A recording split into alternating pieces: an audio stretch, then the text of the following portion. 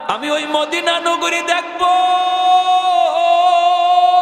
যেই মদিনা নগরীতে প্রাণের নবী, আখিরের নবী, রহমতের নবী হিজরত করবে। তখন তো মদিনা নগরী হয় নাই, মদিনায় কোনো ঘর নাই, মদিনায় কোনো বাড়ি নাই, মদিনা নগরীর কোনো অস্তিত্ব নাই। এরপর সে বলে আমি মদিনা দেখবো, মদিনা দেখবো। উলামায়ে কেরাম কই সফর শুরু করে দাও। মদিনা নগরী কেমন হবে, এই মদিনা নগরীর চারপাশে কেমন হবে, মদিনার আবহাওয়া কেমন হবে, মদিনা যাওয়ার পথটা কেমন হবে, এর পুরাপুরি বিবরণ আল্লাহ পাক তাওরাত কিতাবের ভিতরে উল্লেখ করেছেন। যেই পথ দিয়া তারা হাঁটতে শুরু করলো, সেই পথের কন্ডিশন উলামায়ে কেরাম তারা তাওরাত কিতাব পড়ে আর উল্টায়, আর তারা কন্ডিশন মিলায়, মিলাইতে মিলাইতে একটা রাস্তা তারা পেয়ে গেল। পায়া বলতেছে এই রাস্তার কন্ডিশনে কয় এই রাস্তাটাই হবে মায়ার নবীর হিজরতের রাস্তা। সুবহানাল্লাহ, জোরে কোন। আমার নবীর শুধু জীবনী আল্লাহ পাক আগের কিতাবে উল্লেখ করেছেন, বিষয়টা এমন নয়। এ যুবক, তোমার আমার নবীর কোন রাস্তা দিয়া নবী হিজরত করবে, রাস্তার ফাঁস কেমন হবে, রাস্তার দৈর্ঘ্য কেমন হবে, রাস্তার কন্ডিশন কেমন হবে, কতদূর সোজা যাবে, কতদূর বাঁকা যাবে, এই বিবরণটা পর্যন্ত আল্লাহ পাক আগেকার নবীদের কিতাবে আল্লাহ উল্লেখ করেছেন। সুবহানাল্লাহ, কত বড় নবী, কত বড় নবী।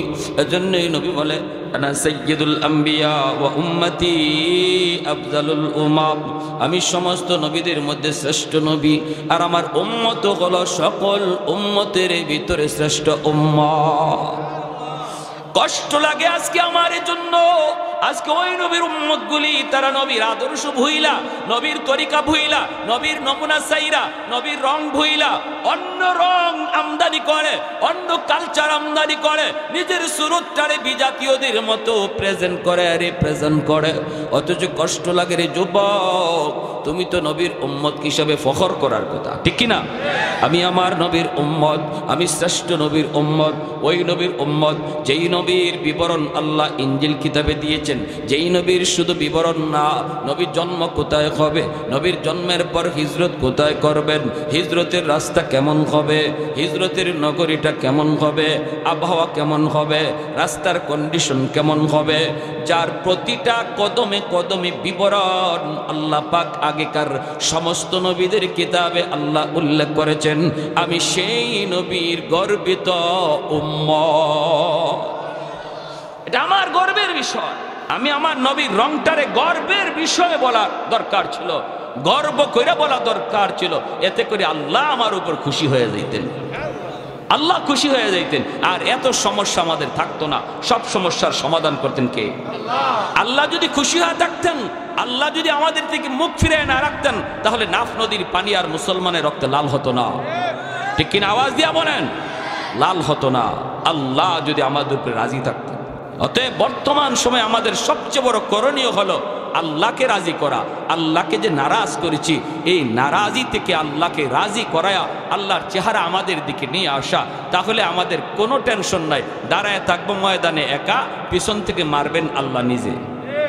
ওমা রামাইতা ইদ রামাইতা ওয়ালাকিন্নাল্লাহ রামা। ঘরের অশান্তি, টেনশন নাই, সমাধান করবেন কে? আল্লাহ।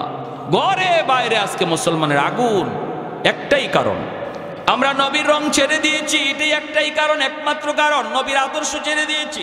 ব্যবসায় নবীর আদর্শ নাই, চাকরি টেবিলে নবীর আদর্শ নাই, নিজের ব্যক্তি জীবনে নবীর সুরত নাই, মসজিদে যাওয়ার ভিতরে নবীর আদর্শ নাই, বিবাহের অনুষ্ঠানে আমার নবীর আদর্শ নাই, কোনো অনুষ্ঠানই তো নেই, কোনো অনুষ্ঠানেই তো নবীর আদর্শ নেই। বরযাত্রী 3000, 4000, 5000 লইয়া যাওয়া, 300, 500, 700 লইয়া বরযাত্রী খাইতে যাওয়া, এটা কোন নবীর আদর্শ? এটা নবীর আদর্শ? মেয়ের বাবার উপরে বরযাত্রীর চাপ ফালানোর কোন তরিকাই আমার নবীর নাই। ইসলাম এটাকে অনুমতি দেয় না। নারী পুরুষ একসাথে বৈশা বিয়া খাওয়া, এটা কোন আদর্শ? নারী আর পুরুষ একসাথে সেন্টারের ভিতরে বিয়ের অনুষ্ঠান খাইতে একসাথে বসায় খাওয়া সম্পূর্ণ হারাম, ঠিক কিনা? মহিলাদেরকে যদি আপনি বিয়ে খাওয়াইতে হয়, এমনভাবে খাওয়াইবেন যেন পুরুষের নজর মহিলার উপরে না পড়ে, কারণ পর্দা করা ফরজ, ঠিক কিনা? আরো যেরকম ঠিক কিনা? বরযাত্রী এটাও সম্পূর্ণ নাজায়েজ তরিকা। সিমসাম যাবেন বর কয়েকজন লোক লইয়া, মেয়ের বাপের উপরে চাপ নাই। বলুন তো বিয়ের মধ্যে যৌতুক নেওয়া এটা নবীর কত বড় আদর্শ। যৌতুক চিনেন? আপনাদের এলাকায় কি বলে যৌতুক রে? যৌতুক করে না? হ্যাঁ, সিস্টেম ডাইরেক্ট যৌতুক খায় না, ঘুরাইয়া খায়। আছে না? নাই। ছেলের বাবা নিজে কয় না, বন্ধুরে দিয়ে কয়। হয় না, ছেলের বাবা তো কিছু চায় না, ছেলেও কিছু চায় না, তবে কিছু না দিলে কেমনে হয়? বর্তমান যুগে তো একটা পালসার মোটরসাইকেল লাগে, একটা কালার টিভি লাগে। ভাত এমনে খায় না, এমনে খায়। বুঝেননি কথা?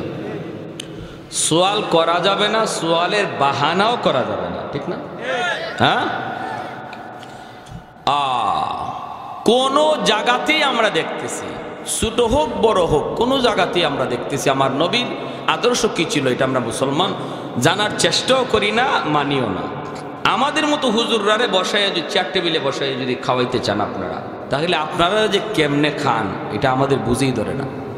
অনেক সময় বলি যে কেন চেয়ার টেবিলে বৈশা খাওয়া কি এটা নবীর সুন্নত তরিকা? দস্তরখানা বিষয়ে সমান জায়গায় খাওয়া। ওলামায়ে কেরামরাই যদি সাধারণ মানুষ চেয়ার টেবিলে বসে খাওয়াবার চিন্তা করে, তাহলে তারা যে দস্তরখানে বৈশা খানা খাইতে হয় মনে হয় এটা ভুলেই গেছে, এটা জানেই না। তাহলে আমাদের কোন জিনিসটা দেখে আল্লাহ বুঝবে যে তার এই কাজটা আমার নবীর মতো, অতএব তারে আমার বন্ধু বানানো যায়। আমার বন্ধুর নমুনা যেহেতু পাওয়া গেছে, তারে বন্ধু বানানো যায়, আমি তার পাশে থাকবো।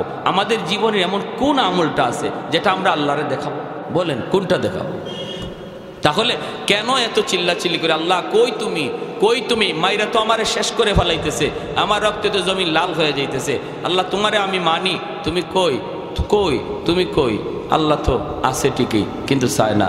একটা উদাহরণ দেই, দুই বন্ধু, খুব ঘনিষ্ঠ বন্ধু, একজন আরেকজনের ছাড়া চলে না, খায় না, ঘুমায় না। এখন এই এলাকায় একজন ভালো বক্তা আসছেন, ইনি বয়ান করবেন। তো ওই অবস্থার মধ্যে এক বন্ধু অসুস্থ, সে বলতেছে দোস্ত আমি অসুস্থ, আমি যাইতে পারি না। দোস্ত এক কাজ করো, তুমি হুজুরে ওয়াজটা রেকর্ড করে আইনো মোবাইলে, আমি তোমার এমবির টাকা দিয়ে দিতেছি, নাও তোমাকে এমবির টাকা দিলাম, যাতায়াত খরচ, আসা যাওয়ার খরচ বাবদ 500 টাকা দিলাম, তুমি যাতায়াত খরচ দিয়া ওয়াজ রেকর্ড কইরাও তোমার টাকা থাকবে, যা মন চায় তুমি খাইও। 500 টাকা পুঁজি দিয়ে দোস্ততারে পাঠাইছে মাহফিলে গিয়ে ওয়াজ রেকর্ড করার জন্য। বুঝে আসছে? হে 500 টাকা পকেটে নিয়ে রওনা দিছে, মাহফিলে আসবে। রাস্তায় পাওয়া গেছে তার পুরাতন বান্ধবী সকিনা।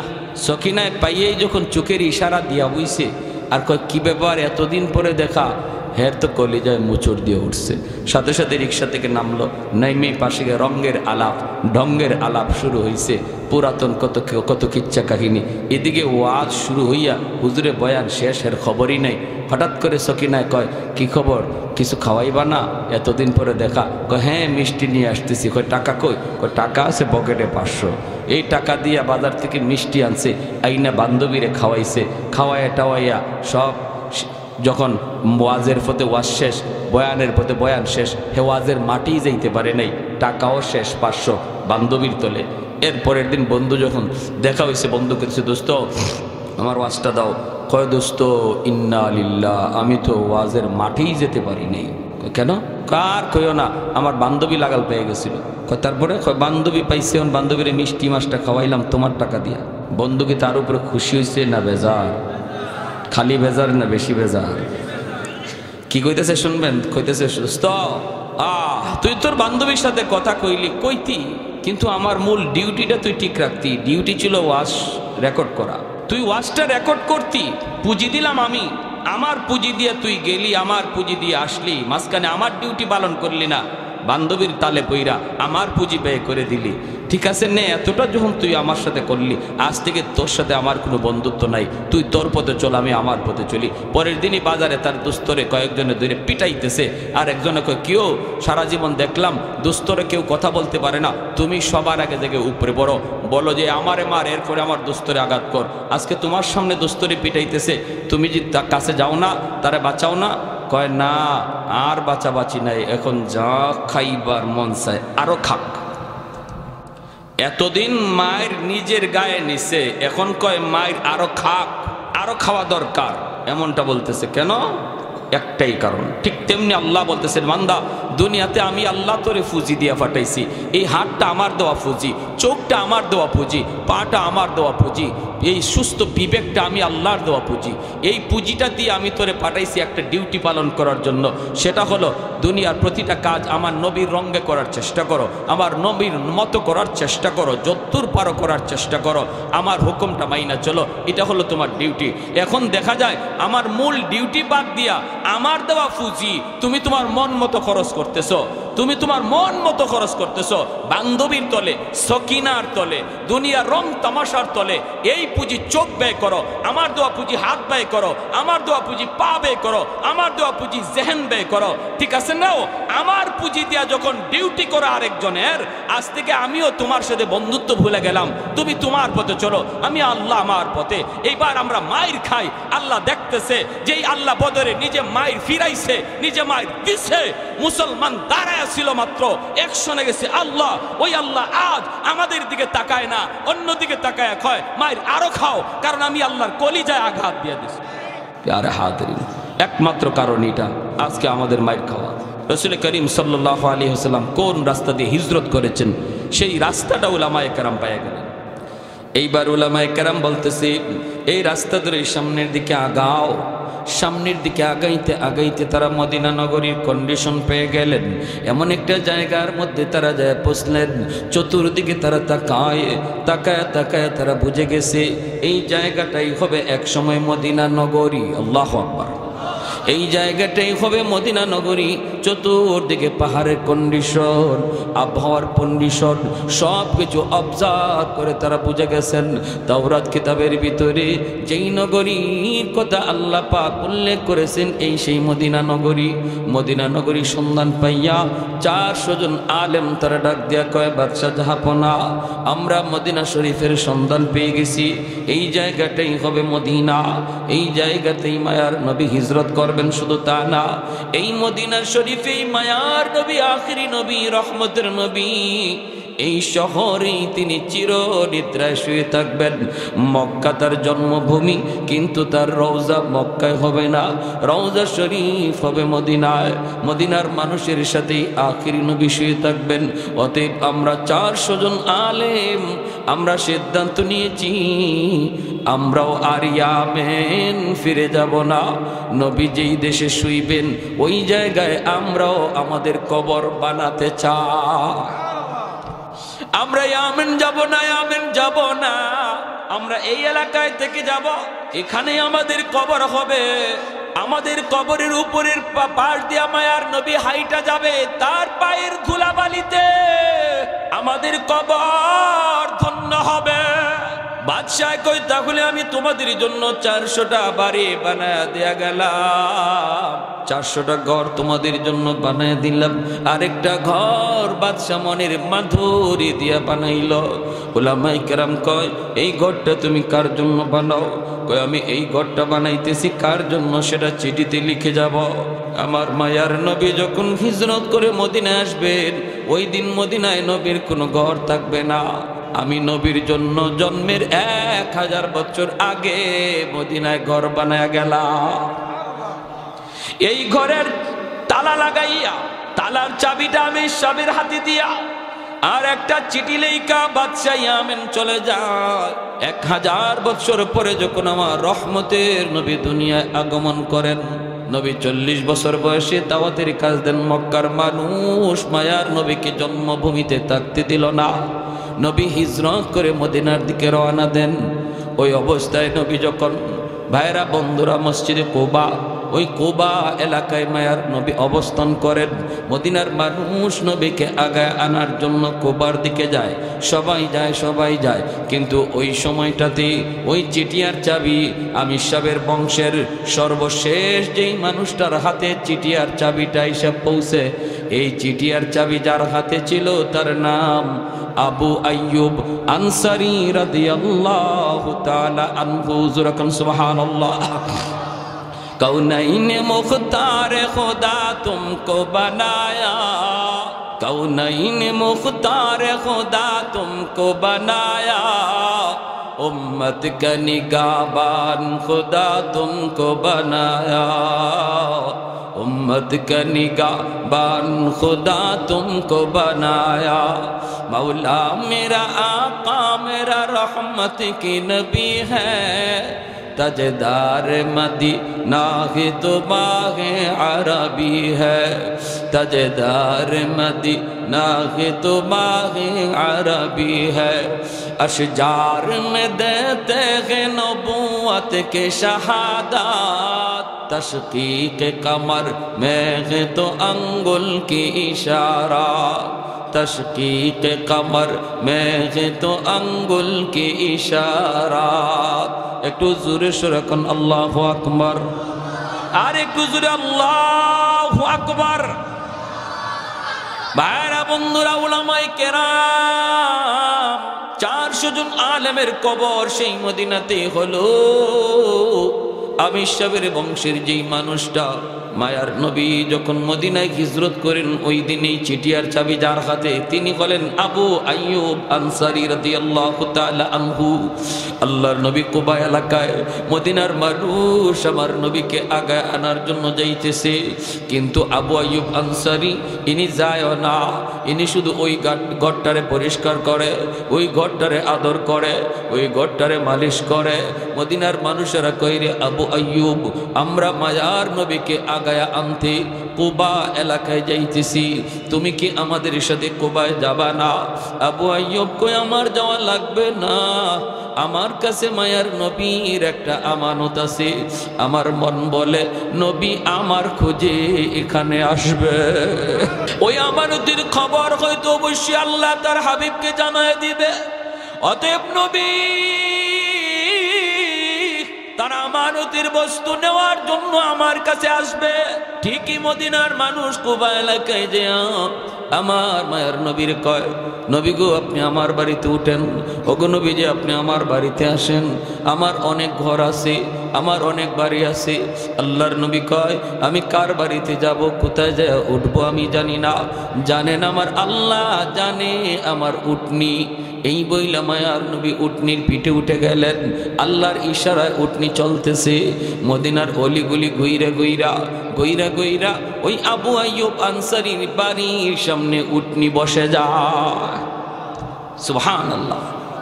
আল্লাহর নবী তিনি উটনির পিঠ থেকে নাইমেই বলেন, আবু আইয়ুব কোথায় আমার চিঠি আর চাবি, আমার হাতে দাও। সুবহানাল্লাহ, আস্তে কইবেন। সাহাবায়ে কেরাম অবাক হলেন, কিসের চিঠি আর চাবি? নবী বলেন দাও। চিঠি খুলছেন, খুললে দেখেন সেই বাদশা লিখছে, নবী গো, ওগো নবী, আমি আপনার জন্মের 1000 বছর আগে মদিনার সন্ধান পেয়ে গেছি। যদি আমি বাদশা না হতাম আমিও মদিনায় থেকে যেতাম, কিন্তু বাদশা হওয়ার কারণে দায়িত্বশীল বিদায় দেশে চলে গেলাম। আর মদিনায় হিজরতের পর আপনার একটা ঘর আমি আপনাকে হাদিয়া দিলাম। আপনার জন্মের 1000 বছর আগে আমি ইয়ামেনের বাদশাহ তুব্বাই আউয়াল হিময়ারি আপনার উপর কালেমা পড়ে মুসলমান হয়ে গেল। জোরে কোন সুবহানাল্লাহ। সেই নবীর উম্মত আমরা। আমি আমারই চিনি না, আমি আমারই চিনি না। নবীর জন্মের 1000 বছর আগে বাদশাহ নবীর উপরে ঈমান আনয়া মুসলমান হয়, আর আমি নবীর উম্মত হইয়া আজকে আমি আমারে চিনতেছি না, আমি আমার মতো চলতেছি, আমি আমার রঙে চলতেছি, আর আল্লাহ মুখ ফিরে অন্যদিকে বয়ে রয়েছে।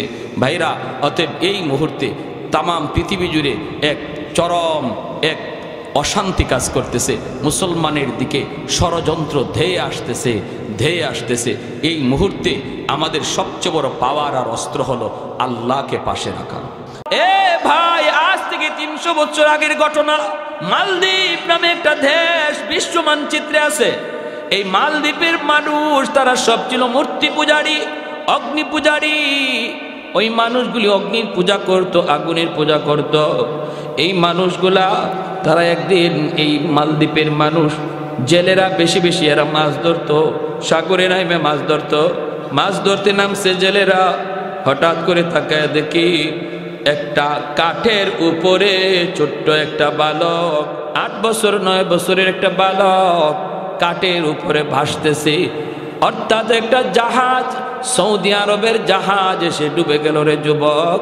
ওই জাহাজের ভিতরে যতগুলি মানুষ ছিল সবাই মারা গেছে, কিন্তু একটা বালককে আল্লাহ কুদরতিভাবে বাঁচায় নিছে, যেই বালকের সিনার মধ্যে 30 পারা কোরআন। 7 বছর 8 বছর বয়সে কোরআনের হাফেজ হয়নি না হয় না? জোরে কর না, হয়নি না হয় না? 1 বছরও লাগে না, মাত্র 6 মাস, কোথাও 6 মাসও লাগে না, 3 মাসও হাফেজ হয়ে যায়। এটা বাহাদুরি করে সম্ভব? এটা কার দান? জোরে বলেন কার? হাফেজে কোরআন, হাফেজে কোরআন কাঠের উপরে বাসতেছে। আল্লাহ নবীর দেশের মানুষ মালদ্বীপের জেলেরা নৌকায় তুলল, তুইলা তারে বাঁচাইয়া বাজারে বিক্রি করবে গোলাম বানায়া। বাজারে উঠাইলো, মালদ্বীপের মানুষ তো এত সুন্দর নয়, কিন্তু এই বালকটা তো এত সুন্দর, পূর্ণিমার চাঁদের মতো চেহারা হবেই তো, কারণ আমার নবীর দেশে জন্ম, ঠিক না? বাজারে উঠাইলো, বিক্রি করবে। যে মানুষগুলা কিনতে আয় অনেক চড়া দাম চায়, কেউ নিতে পারে না। হঠাৎ করে একজন মহিলা, হিন্দু মহিলা, মূর্তি পূজারী, অগ্নি পূজারী, ওই মহিলা খবর পাইল মহিলার অনেক ধন আছে, দৌলত আছে, সম্পদ আছে, কিন্তু তার ছেলে সন্তান নাই, আছে শুধু একটা মেয়ে সন্তান। এই চিন্তা করলো মেয়েটাকে বিয়ে দেওয়ার পর স্বামীর বাড়ি চলে যাবে, আমাকে বৃদ্ধ বয়সে কে পালবে, আমাকে কে খাওয়াবে, একটা ছেলের তো আমার প্রয়োজন। অতএব এই ছেলেটাকে আমি যা পয়সা লাগে কিনে আনব। মহিলা পয়সা নিয়ে বাজারে হাজির হয়ে গেল, জেলেদেরকে বলতেছে কত টাকা লাগবে, নেও আমার কাছে বিক্রি করো। বিক্রি করে নিয়ে আইসা কয়, বাবা তুমি আমার গোলাম না, তুমি আমার পুত্র, তুমি আমার ছেলে, আমি তোমার মা। হাফেজে কোরআন মহিলাকে আম্মু কয়া ডাকে, বোনটারে বোন কয়, বোনও তারে ভাই কয়। চলছে সুন্দরের সংসার, সুন্দরী চলছে। হঠাৎ করে একদিন হাফেজে কোরআন দেখে মা কাঁদতেছে। মা তুমি কেন কান্দো, কান্নার কারণ কি? মহিলা কয়, বাবা রে, ও বাবা, প্রতি বছর মালদ্বীপে সিডর হয়, জলোচ্ছ্বাস হয়। রাত যখন 12টা বেজে যায়, প্রতি বছর নির্ধারিত টাইমে, নির্ধারিত রাতে মালদ্বীপে সিডর হয়। পানি আইসা বহু মানুষকে মারে, বহু মানুষের প্রাণহানি ঘটে। বাদশাহ জ্যোতিষীদেরকে বলেছিল, জ্যোতিষীরা, জ্যোতিষী বিদ্যা পরে তোমরা বের করে দেখো এটা কেন হয়, কি জন্য হয়। জ্যোতিষীরা গণকেরা বলল, এটা একটা খবিস জিন্নাতের কারসাজি। এই জিন্নাতের কারসাজি, খবিস জিনের কাজ। ওর কাছ থেকে যদি বাঁচতে হয় তাহলে সাগরের পারে যে একটা রাম মন্দির, এই রাম মন্দিরে একজন কুমারী সুন্দরী মেয়েকে প্রতি বৎসর এই রাতে রেখে দিতে হবে সন্ধ্যার সময়, তাহলেই সিডর হবে না। কিন্তু সকালবেলা মেয়েটাকে জীবিত পাওয়া যাবে না, সকালবেলা তার লাশ পাওয়া যাবে। বাদশাহ কয়, ক্ষুদ্র স্বার্থ জলাঞ্জলি বৃহৎ স্বার্থের কারণে সুন্দরী মেয়েদের তালিকা তৈরি করো, প্রতি বছর লটারি দেওয়া হবে, এই লটারিতে যেই মেয়েটার নাম উঠবে তারই আমরা মন্দিরে রেখে দিব। ওই খবিস জিনের বুক দিব, খবিস জিন্নাতের বুক দিব, তাহলেই সিডর হবে না। বাবারি এই বছর লটারিতে নাম উঠে গেছে আমার একমাত্র মেয়েটার। ও বাবা, সন্ধ্যা হওয়া মাত্রই আমার মেয়েটাকে ওরা জোরপূর্বক ধরে নিয়ে যাবে। এজন্য আমি মা কাঁদতেছি। বাবা বলো না, আমি মা কেমন করে সেটা সহ্য করব? আমি তো মা। কোনো মা সন্তানের মৃত্যু চোখের সামনে দেখতে পারে না, কোনো বাবা সন্তানের মৃত্যু চোখের সামনে সইতে পারে না। কত মা এমন আছে কয়, মালিক আমার হায়াতটা আমার সন্তানরে দিয়ে দিলাম, তবু আমার সন্তানরে তুমি বাঁচাও। মা হাউমাউ করে কান্দে। হাফেজে কোরআন কয়, মা টেনশন তুমি করো না, সমাধান আমি দেব। আল্লাহু আকবার, জোরে কন। মা তুমি টেনশন করো না, সমাধান আমি দেব। মহিলা কই, বাবা তুমি আবার কেমন করে দিবা? হাফেজে কোরআন কই, মা আমার বোনটারে নানার বাড়ি পাঠায় দাও। নানার বাড়ি, নানির হাতের পিঠা খাক, আর বোনের জামা কাপড় পরাইয়া আমাকে মেয়ে লোক বানাইয়া পালঙের উপর বসায় রাখো। ওরা আমাকে মেয়ে লোক মনে করে নিয়ে যাক, মন্দিরে রেখে দুক, এরপরে আমি বুঝবো আর জিনে বুঝবে। আল্লাহু আকবার। খবিস জিনের কত বড় শক্তি আমি দেখব।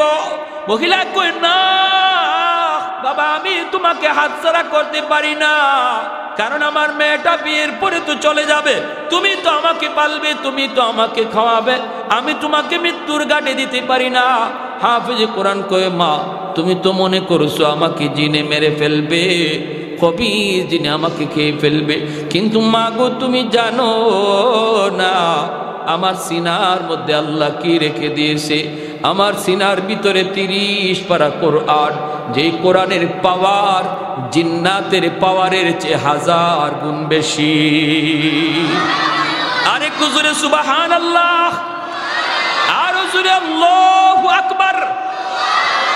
মুসলমানের আওয়াজে আল্লাহু আকবার। ভাইরা আমার, যেই মাত্র কয় মা আমার সিনার ভিতরে 30 পারা কোরআন, আমার কোনো ক্ষতি হবে না গো মা, টেনশন তুমি করো না, টেনশন করো না। এই কথা বলা মাত্রই মা কয় বাবা বুঝি না তুমি কি কইতে চাও। কয় মা এত কিছু বোঝা লাগবে না, যা বলছি তুমি তা করো, যা বলছি তুমি তা করো। মহিলা খেত হিন্দু মানুষ, মূর্তি পূজারী, অগ্নি পূজারী, সে কোরআনের মহত্ব বরত্ব বুঝে না, জানেও না। সন্ধ্যা হওয়া মাত্রই সরকারি ফৌজ চলে এসেছে, দরজায় নক করেছে, টক টক করে। মা দরজা খুলে দিয়ে দেখে সরকারি ফৌজ। এখনই তোমার কলিজা কাইফা উঠছে, হায়রে আমার ছেলেটারে নিয়ে যাবে মেয়ে মনে কইরা, মেয়ে লোক মনে কইরা আমার ছেলেটারে নিয়ে যাবে। আমার ছেলেটারে আর মনে হয় পাবো না। মহিলায় কয় রাম রাম রাম। হাফেজে কোরআন কয় মা গো রাম রাম কইও না, রামে বাঁচাইবার ক্ষমতা বাঁচায় কে? আরেকটু জোরে কে? সব মারা গেল, জাহাজ ডুববে, বাঁচাইলো কে? আল্লাহ চাইলে পারেনি না পারে না। যারে আল্লাহ রাখে কেউ তারে মারতে পারে না, আর যারে আল্লাহ ধরে কেউ তারে সারাইতো। জোরে খন ইন্না বাতুশা রাব্বিকা লাশাদীদ।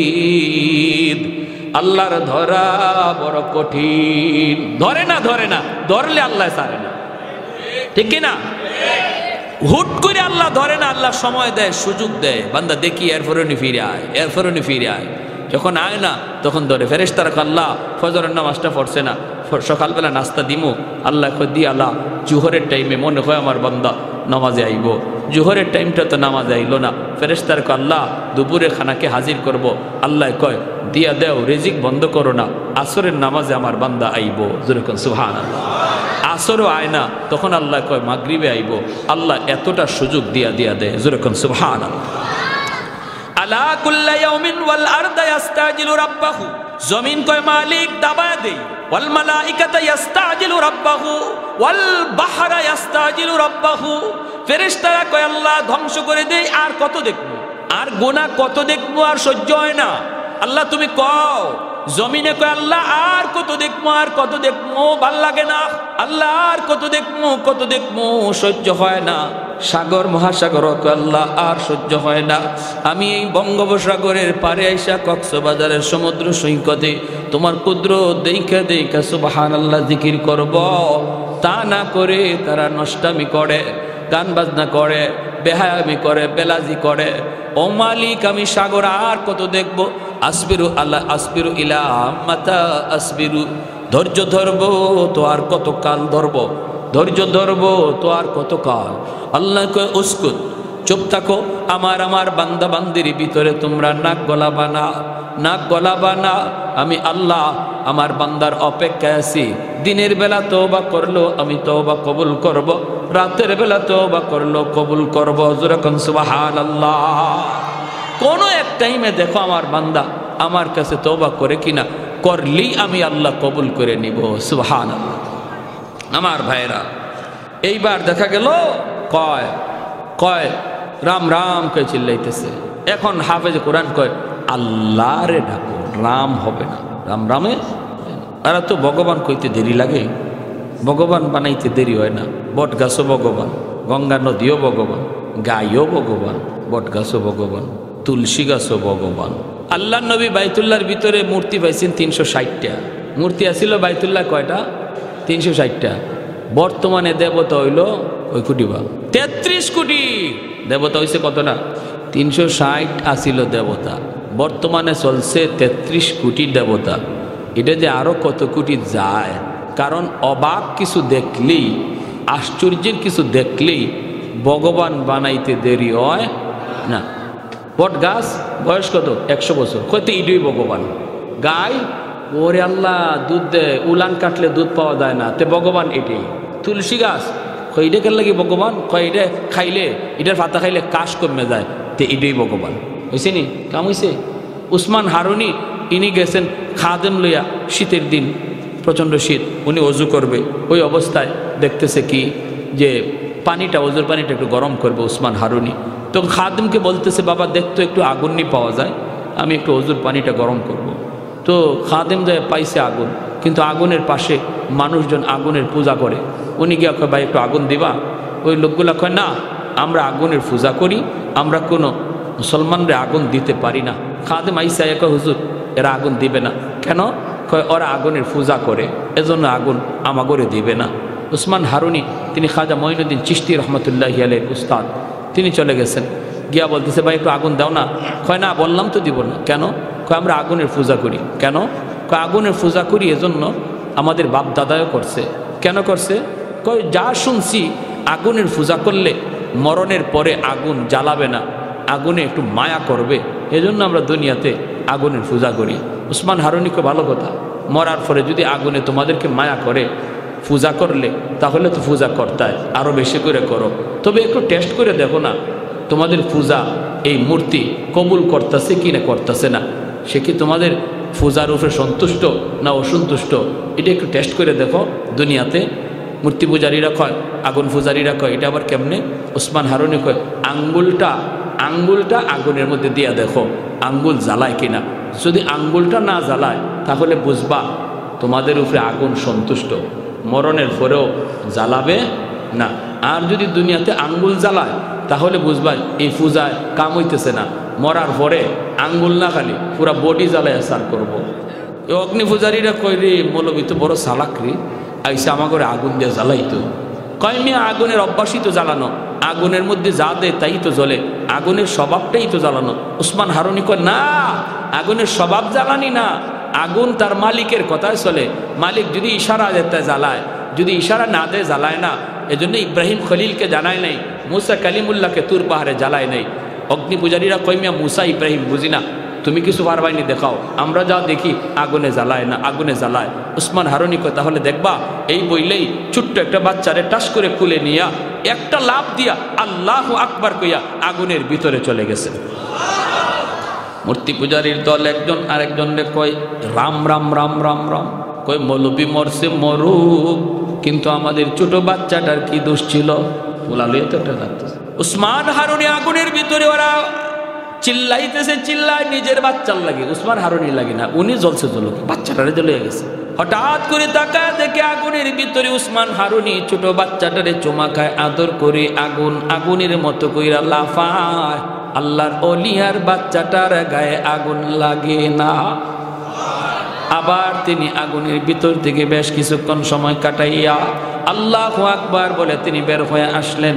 এইবার অগ্নি পূজারীরা কয় হায় হায় হায়, এতদিন যাবত আমরা কারে ভগবান কই, আগুন তো ভগবান না, আগুনের চেয়ে বড় ভগবান হলো যারে আগুন জ্বালাইছে না। ওই বুঝছেন ভগবান কেমনে বাড়ায় দেখেন। এখন উসমান হারুনির সেজদা দেওয়া শুরু করছে, কয় আপনিই ভগবান, আগুনে আপনারা জ্বালাইছেন আপনি। উসমান হারুনি লাঠি লইয়া, জাহিলের জাহিল, তোমরা তো দেখলেই ভগবান কইতে দেরি। আরে আমার যে আগুন জ্বালাইছে না, এটা আমার কোনো কৃতিত্ব আর বাহাদুরি না। আমি যেই মালিককে মালিক কয়ে ডাকি, আমি যেই মালিকের পূজা করি, গুণগান গাই, এই মালিকের যদি ইবাদত বন্দেগী তোমরা করো আর তারে চিনো আর তারে মানো, তাহলে আগুন তোমরারেও জ্বালাবে না, সাথে সাথে সব কালেমা পরে মুসলমান হয়ে গেল। ভাইয়েরা আমার, মহিলায় কয় রাম রাম, হাফেজে কোরআন কয় না, চিল্লায় না। এরপরে সরকারি ফৌজগুলি ভিতরে ঢুইকা চেহারা দেখা কয় হায় রে এত সুন্দর মেয়েটা, আজ আমরা এই মেয়েটাকে জিন্নাতের ভোগ বানাবো, রাম মন্দিরে রেখে দিব। হায় হায় হায়, হাফেজে কোরআনকে নিতে চায়। ভাইয়েরা বন্ধুরা, সে বলতেছে আমাকে ধরা লাগবে না, আমাকে টান দিতে হবে না, জোর জবরদস্তি করতে হবে না, আমি নিজেই মন্দিরে যাব। এই বইলে সে রওনা দিল। বলুন তো, মেয়ে লোকের পোশাক পরা যে বসা, সে কি মেয়ে লোক নাকি ছেলে? ছেলে। সরকারি সৈন্যরা কয় মেয়ে, এটা মনে করে নিতেছে, ভালো কথা। মন্দিরে রাখছে, রাখে চলে আসছে, সকালবেলা গেলে লাশ আনবে। আর হাফেজ সাহেব মন্দিরের ভিতরে ঢুককেই মেয়ে লোকের পোশাক খুললা ভিতরে তার যে পোশাক ছিল এই পোশাক রাখা জায়নামাজ একটা আসিল, জায়নামাজ মন্দিরের ভিতরে জায়নামাজ বিছাইয়া আল্লাহর কদমে সেজদা দেওয়া শুরু করছে। ঘটনা লিখছেন কে? বিশ্ববিখ্যাত পর্যটক আল্লামা ইবনে বতুতা।